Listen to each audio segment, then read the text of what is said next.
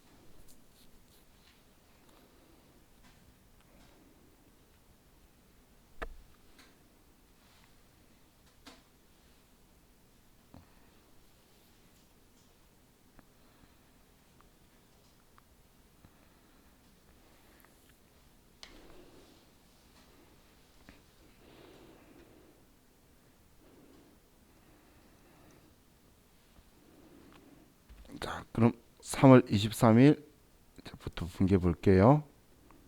자, 신축 공장 건물에 대한 소유권 보존 등기 비용으로서 등록세 및 취득세 합계 650만 원과 화재보험료 300만 원을 보통예금에서 인출하여 지급하였다.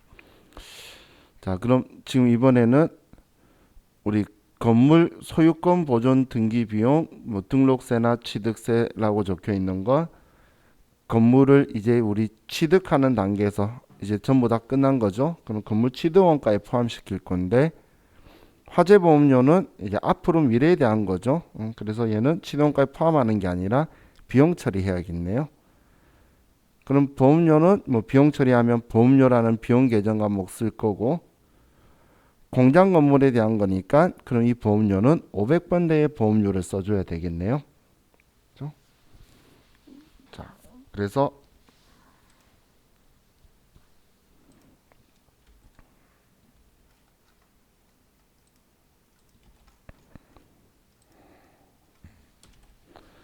자, 우리는 등록세나 취득세는 건물이라고 취득 원가에 포함을 하고 그리고 300만 원은 비용 처리할 거니까 보험료 500번 되고 그럼 얘 둘 다 합쳐서 보통 예금에서 950만 원이 나갔다. 이렇게 하면 되겠죠.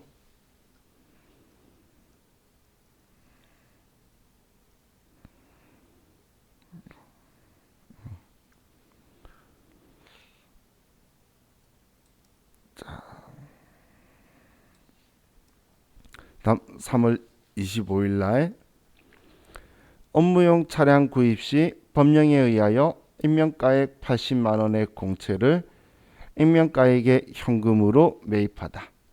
단 공채의 매입 당시 공정가액은 60만 원으로 평가되며 단기매매 증권으로 분류한다. 자, 그럼 우리는 자동차 구입하면서 공채를 매입을 했는데 액면가를 현금으로 주고 샀고 이 취득한 우리 공채를 단기매매 증권으로 분류할 건데 불가피하게 매입하는 유가증권의 취득가격은 공정가액으로 인식하는 거죠. 그럼 60만 원으로 우리는 단기매매 증권을 인식할 거예요. 그럼 60만 원이라고 쓰는데 돈은 80만 원 줬잖아요. 그럼 차이 나는 이 20만 원은 차 샀기 때문에 손해보게 되는 돈이기 때문에 취득한 유형자산의 취득원가에 포함할 거예요. 그래서 차량 운반구라고 써주면 되겠죠. 자, 그럼 우리가 분개를 하면 지금 공채를 대변에 현금으로 80만 원 주고 샀다는 거예요. 그리고 이 공채를 차변의 단기매매 증권으로 분류를 하겠다는 건데 그럼 차이 나는 이 20만 원을 우리는 취득한 자산의 취득원가에 포함할 거예요. 그럼 자동차 샀으니까 차량 운반구라고 쓸 거라는 거죠.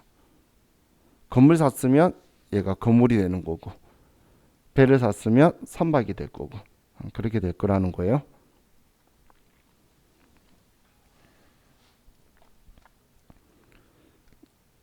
자, 다음 3월 26일 폐기물 처리 부담금을 현금으로 납부하였다. 가장 적당한 계정 과목으로 회계 처리하시오.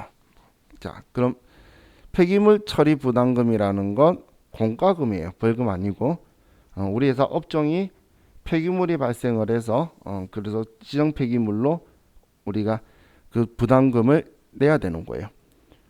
그럼 우리 공과금이나 이런 것들은 벌금도 그렇고 사실 전부 다 세금과 공과라는 계정 과목을 쓰죠. 그래서 세금과 공과로 처리할 건데 제조경비 그럼 500번대의 세금과 공과로 현금 납부하였다. 이렇게 써주면 되겠네요. 자, 그래서 대변에 현금으로 25만 원 주고 세금과 공과 500번대로 25만 원이다. 이렇게 써주면 되겠죠.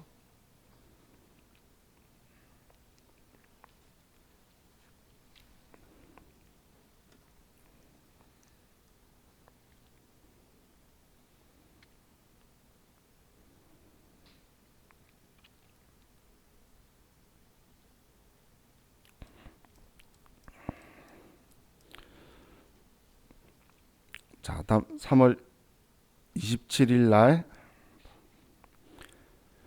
보유 중인 사업용 토지 일부분을 만세물류에 8천만 원에 매각하고 대금은 만세물류에 정기 이월된 외상매입금 4,500만 원과 상계 처리하고 잔해금 보통예금에 입금되었다. 자, 그럼 우리는 지금 토지를 팔았어요. 그럼 항상 뭔가를 우리가 팔았다고 나오면 우리 장부에 얼마라고 적혀 있던 걸 팔았는지를 보는데 장부 금액 6,300만 원이라고 적혀 있던 걸 팔았네요.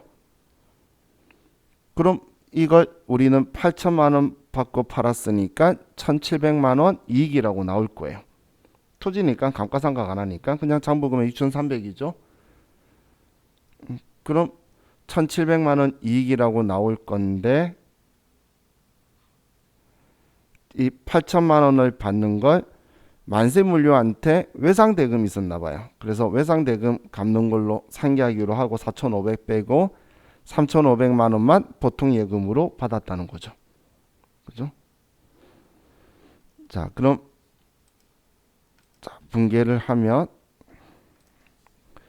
자, 우리는 토지를 팔았으니까 대변의 토지 6,300만 원이고 차변에 우리가 돈 받을 건데 외상 매입금 상계하기로 한 거 4,500만 원이고 그럼 8천만 원에 팔았으니까 3,500만 원은 받아야겠죠. 이 돈은 보통 예금으로 들어왔다는 거예요. 그죠? 자, 잠시만요. 송 씨, 뭐 가지러 왔어? 무슨 책? 옆반에서? 그거 우리 여기 왜 와? 혹시라도 다른 데 들어갔나 싶어가지고. 아니 나 이거 이야기하려고. 우리 이거 소리가 저녁반에만 쓰는데 소리가 너무 큰데? 프로젝트 소리가 너무 커. 윙한 소리가.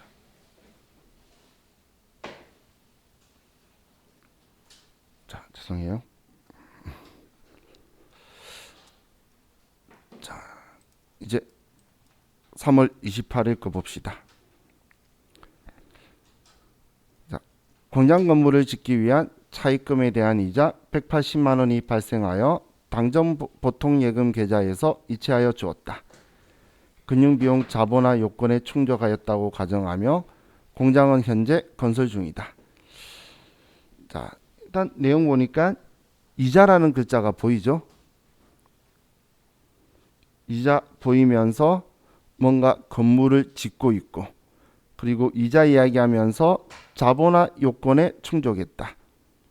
이자 이야기하면서 이런 말하면 그냥 우리는 건설 중인 자산 이야기하는 거네라고 바로 생각을 해야 되겠죠. 그래서 건설 중인 자산으로 처리해라는 거예요. 그럼 보통 예금에서 이체해 줬으니까 대변에 보통 예금 180만 원이 나갈 거고, 차변에 건설 중인 자산으로 처리를 하면 되겠죠.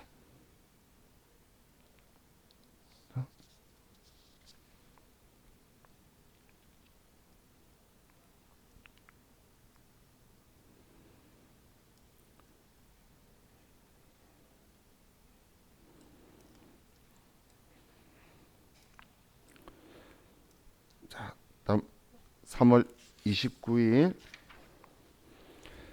생산부 종업원들의 생산 능력 향상을 위해 외부 전문 강사를 초빙하여 직무인성 교육을 실시하고 당해 강사에게 강연 여중 기타 소득 원천징수 세액 35,200원을 제외한 76만 4,800원을 현금으로 지급하였다. 자, 지금 이번에는 우리 직원들 직무인성 교육을 실시했어요. 그럼 직원들 교육을 시키면 우리는 교육훈련비라고 하는 거고, 그리고 생산부 직원들 교육시켰으니까 500번대 교육훈련비라고 쓸 거예요. 그리고 돈을 주는데 원천징수 35,200원 하고 나머지 76만 4,800원을 현금으로 지급했다는 거죠. 자, 그럼 이걸 분계 위치 틀을 먼저 잡아보면 지금 이런 이야기죠. 우리는 교육 훈련비가 나오는데 이 돈을 원천징수한 거는 예수금이고, 그리고 이 돈을 현금으로 지급했다는 거예요. 항상 분계할 때 꼭 금액을 바로 채워야 될 게 아니고 일단 위치 우리가 알 수 있는 것들을 다 먼저 잡아놓고 보면 이건 칸 채우기가 되겠죠. 원천징수한 거 35,200원이고 우리가 현금으로 준 거 76만 4,800원이면 교육훈련비는 80만 원이다. 이렇게 되게 되겠죠.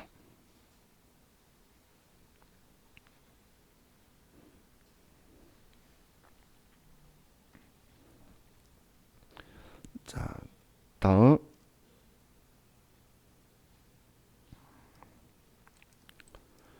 자, 3월 30일 취득가액 1,000만 원, 감가상각 누계액 385만 원의 건물이 화재로 인하여 소실되어 동부화재 주식회사에 보험금을 청구하였다.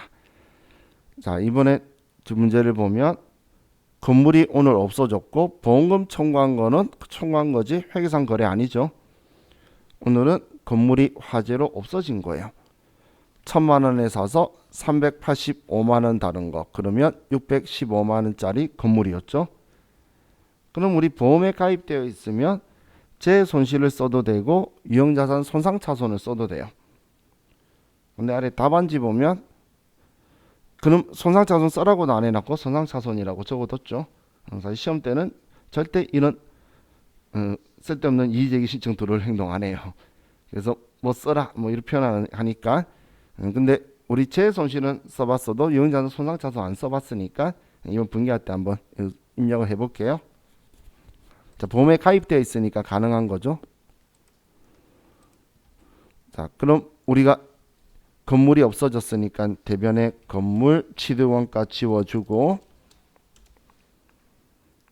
차변에 건물의 감가상각 누계액 건물의 다음 번호로 해서 385만 원을 지워주고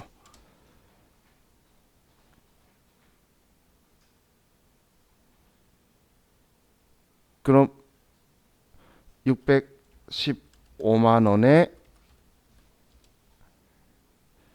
이 금액만큼은 유형자산 손상차손이라고 써보자라고 했어요. 그죠?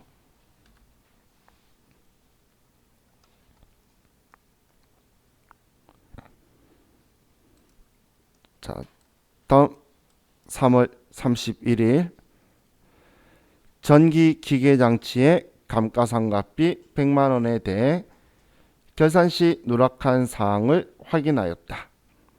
오류의 내용이 중대하지 않는 것으로 간주하여 회계 처리하시오.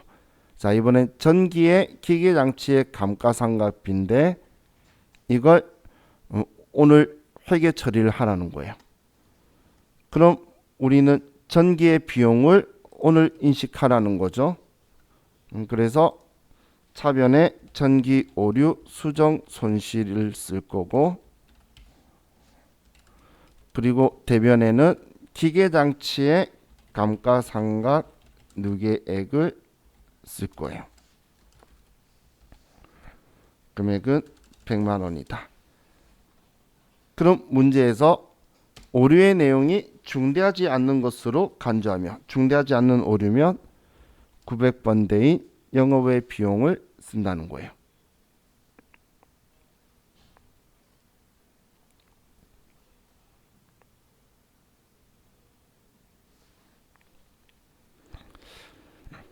자, 이제 우리 여기 30번까지 또 컴퓨터에 입력해 봅시다.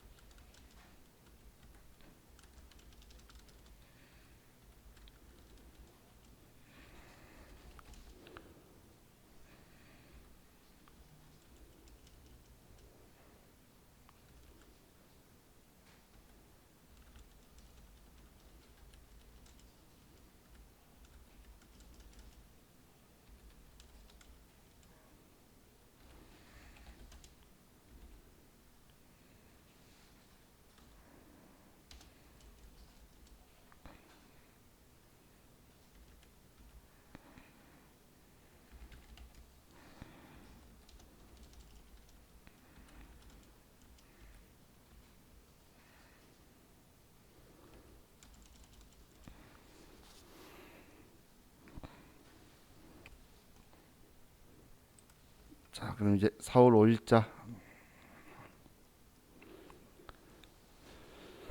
자, 당사는 정기말 매입처 신함전자에 대한 외상 매입금 3,700만 원 중 2,700만 원을 금일 당좌예금 계좌에서 이체하여 상환하였고 나머지는 신함전자 주식회사의 배려로 감액을 받았다.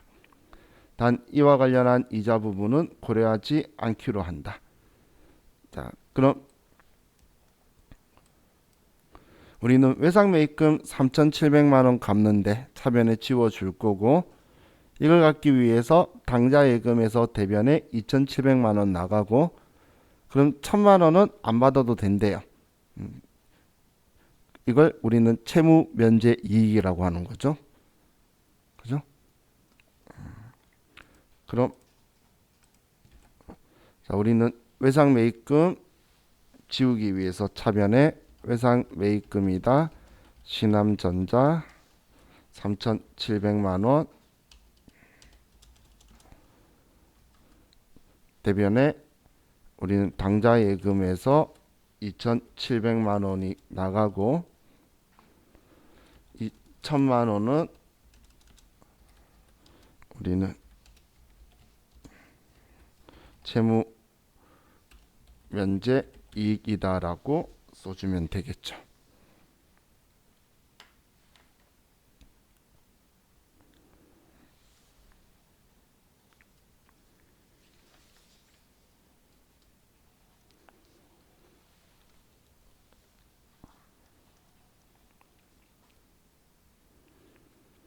자, 다음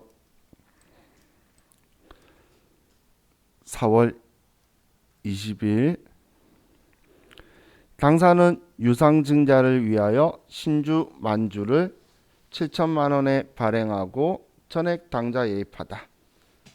주식 발행과 관련하여 주권 인쇄비 100만 원을 현금으로 지급하다.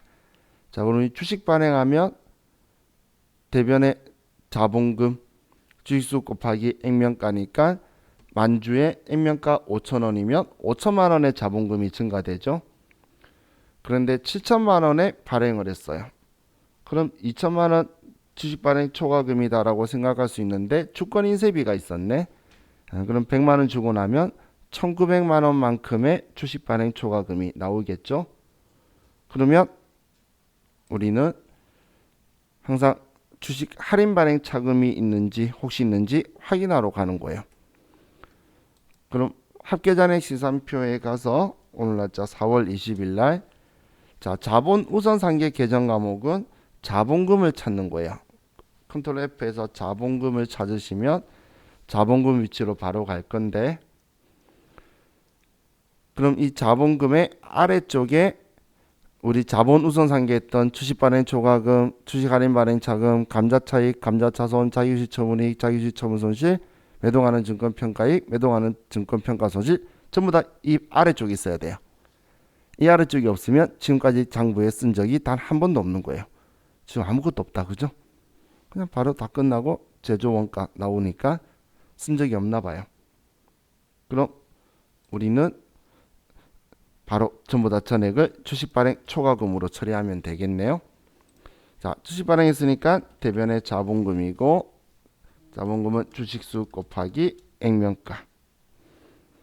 그리고 차변에는 우리가 돈을 발행가를 당좌 예입했어요. 그럼 당좌 예금에 7천만 원이 들어오게 되고 그리고 우리는 주식 발행하면서 현금으로 100만 원이 나갔어요. 그럼 차이 나는 이 돈 1,900만 원은 우리는 주식 발행 초과금이다라고 써주면 되겠죠.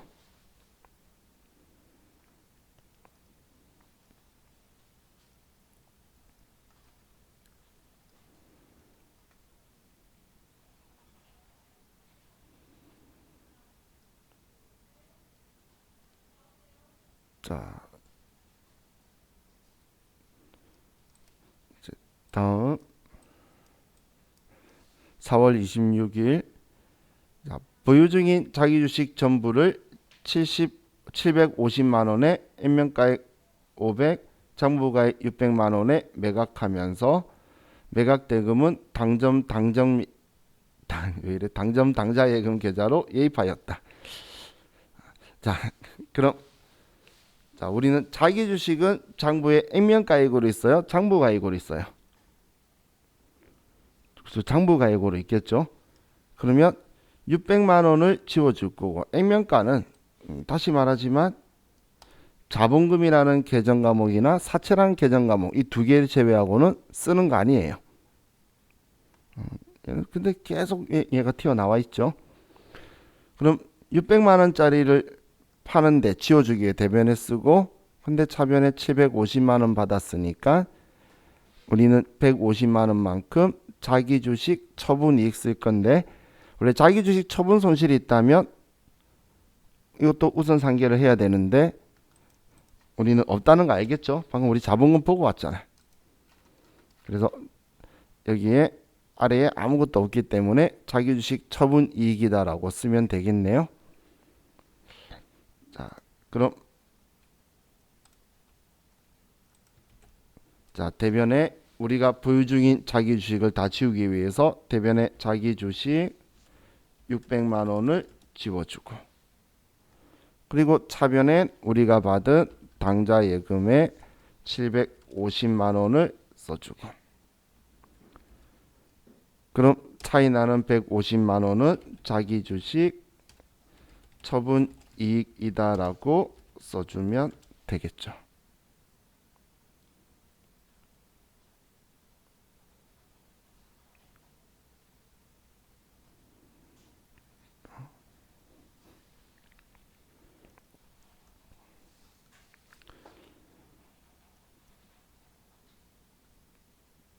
자,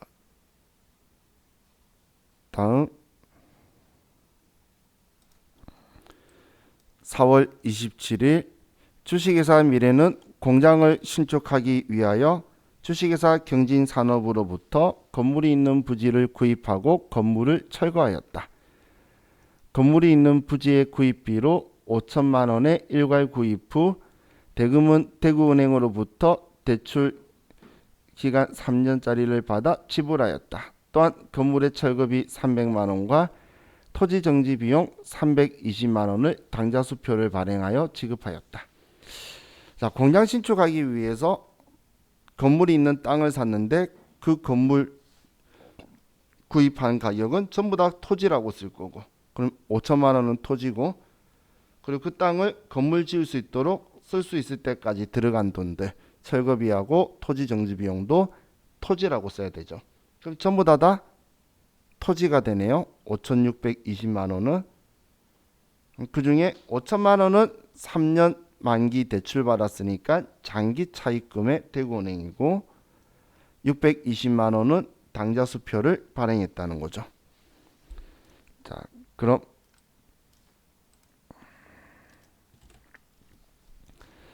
차변에 우리는 토지를 산 거고 5,620만 원이고, 대변에는 우리 토지 대 5천만 원은 3년 만기 차입, 장기 차입금 대구은행으로부터 빌린 거고,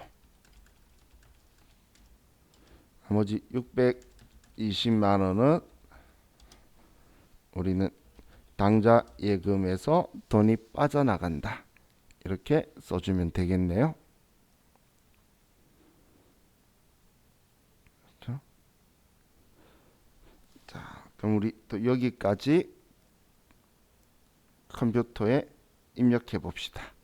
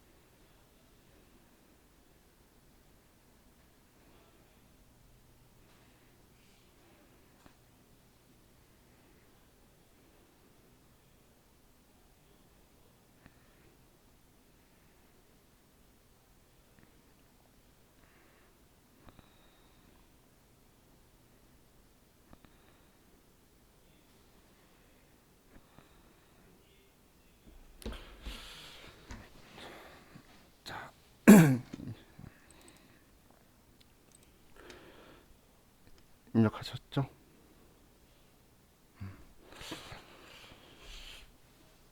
자, 이제 우리 책에 있는 이제 기본 분계는 끝났어요. 그다음 매매추 전표 보이죠?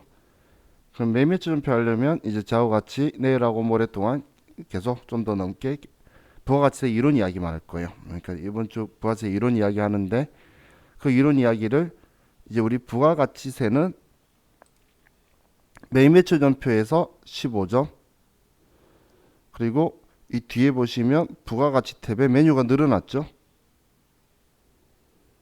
그죠? 그래서 이렇게 여기에서 또 10점 그래서 25점을 가지고 있어요.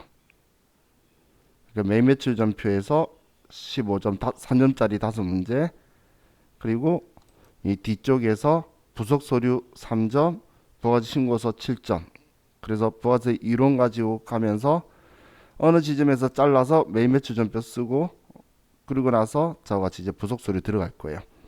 근데 이거 하는 동안 이제 우리가 시간이 짜투리 남으면 저와 같이 뒤쪽에 있는 기출 문제 일반 전표 문제를 풀 건데 근데 여러분은 자 이제 지금 우리 날짜들 보시면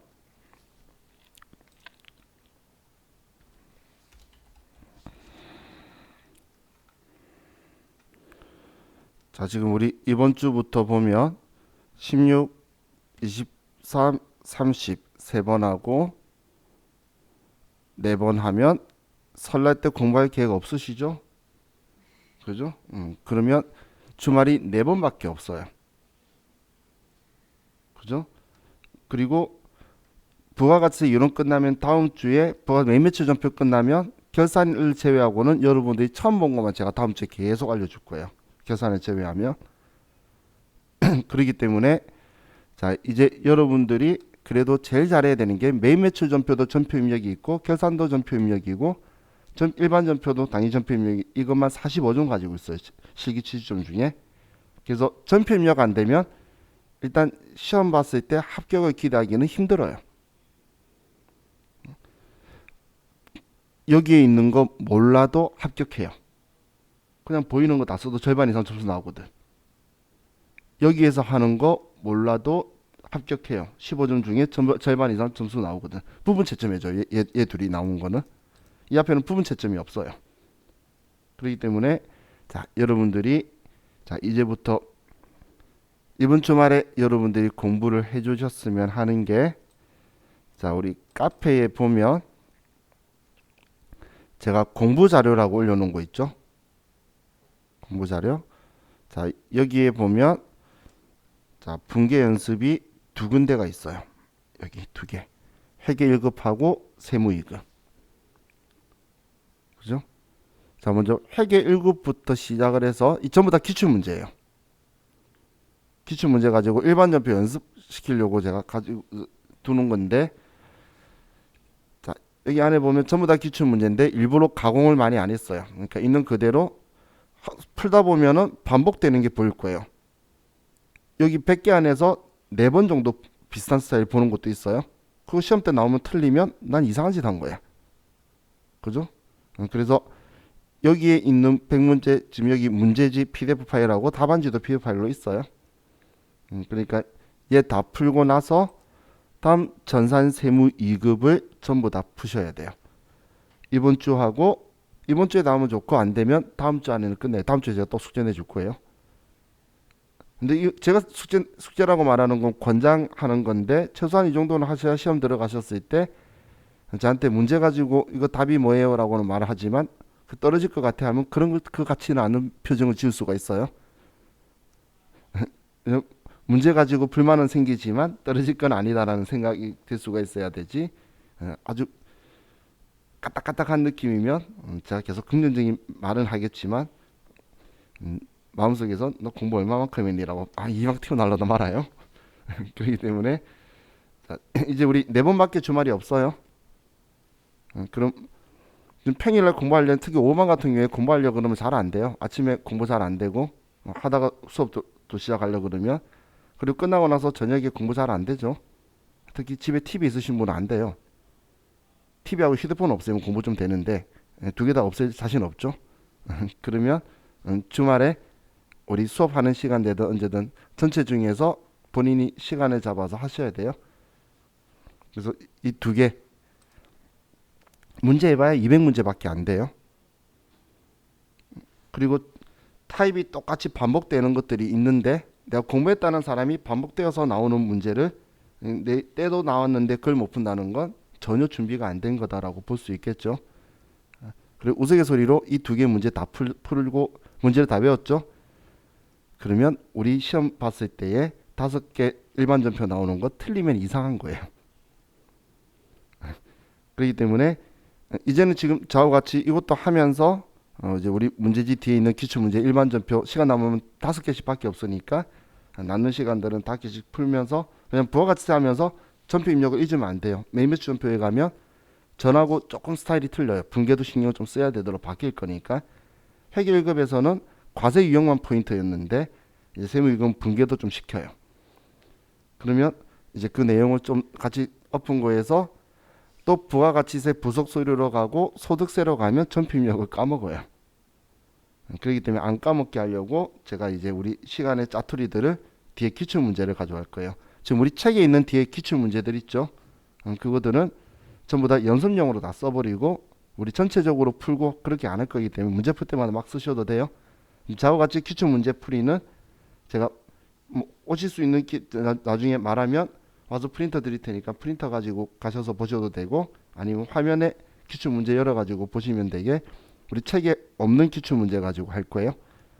왜냐면 최근 회차분도 여기 안 들어가 있고 작년 초에 책 쓴 거니까 그리고 그 이전 회차기 리사이클 돌아서도 많이 나오기 때문에 이 책에 있는 기출 문제는 책에서 부족한 연습 예제로 쓸 거예요. 그래서 책 뒤에 있는 거는 뭐 나중에 다시 저와 같이 풀 일이 잘 없다라고 생각하시고 우리 분계 연습 왜냐면 기본 분계 연습이 잘 돼야 이거 잘 하고 나서 나중에 제가 또 이거 두 개 더 하라 그럴 거예요. 이 결산 자동 계산은 잘하더라고 생각보다 다들. 그럼 수능 계산만 되면 매매치 전표도 어느 정도 점수가 나오죠. 그러면 세무 1급 시험은 합격이에요. 이런 문제 여러분들 5개 이상 알 수 있어요. 그럼 5개만 알고 나머지 기둥 세우면 이론에서 10점 정도 나와요. 10점이래 죄송해요. 20점이 30점이니까 10개 정도 맞춰요. 20점 정도 나와요. 10점이 아니고. 그러면 시험에는 안정권에 들어가기 때문에 나중에 부속 서류 보면 제가 왜 앞쪽을 이야기하는지 알아요. 왜냐하면 문제도 쉬운데 점수 배점도 작고 대충 써도 점수가 절반 이상 점수가 나온다라는 걸 알게 돼요. 답 없음이 없어서 무조건 뭔가 쓰면 적혀 있는 거 다 쓰면 답이에요. 그렇기 때문에 이 부분들을 좀 집중적으로 봐주세요. 내일부터는 엄청 졸릴 거예요. 자, 또 부가가치세 이야기할 거거든. 근데 전하고 다른 거는 이제 부가가치세 이야기하면서 왜 이걸 제가 설명하는지를 분계하고 같이 간간히 섞어가면서 할 거예요.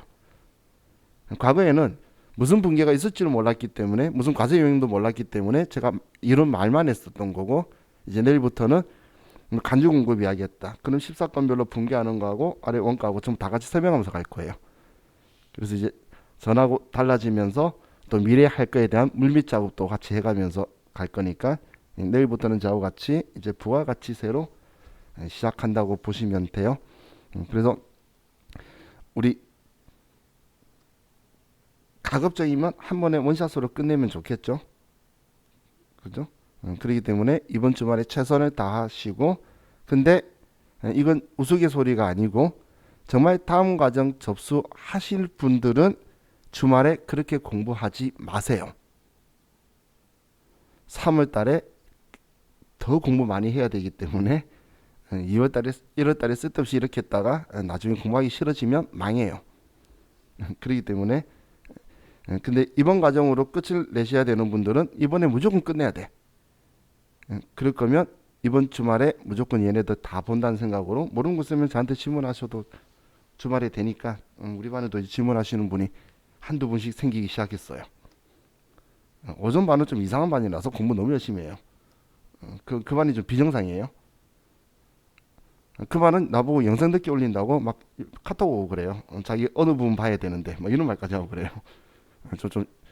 그 반 분위기가 이상하게 그렇게 흘러갔어요. 그래서 다들 우리 그 영상 올리는 거 보면 오전반은 애들이 전부 다 엄청 많이 봐요. 막 20명, 20명, 20명 다 오전반이죠. 그래서 이 반은 좀 신기한 반이에요. 그래서 내가 아직 내가 수업해가지고 100점 맞춘 적 한 번도 없는데 너네들이 100점 나와봐라 이런 식으로 이야기했는데 아직 98점까지는 봤어요. 근데 100점은 아직 한 번도 못 봤어. 100점 받으면 상패 준대. 우리 수영씨 100점 안 받아봐. 집에 상패 걸어놓게. 그죠? 98점 얼마나 아까워. 원래 상패만 안 줬으면 70점이 더 기분 좋은 건데 98점보다 그죠? 근데 100점 때문에 98점이 괜히 아깝게 됐죠. 이런 문제 한 개 틀렸어요 그 사람. 참 슬픈 사람이었죠. 자, 그래서 이제 분계 연습을 그렇게 쭉 여러분들이 준비를 좀 해주시고, 그리고 우리 시험 그 정보는 최대한 저한테 먼저 빨리 주시고, 뭐 입금은 뭐 이번 주말까지 해주셔도 뭐 상관없으니까. 그런데 시험을 안 보실 분도 있죠. 그런 분은 저한테 말해주셔야지 제가 정보가 안 왔는지, 여러분 귀찮게 제가 연락을 안 할 거니까. 그렇게 해서 우리 시험 정보 달라고 한 거 정보를 저한테 카톡으로 보내주세요. 자, 이제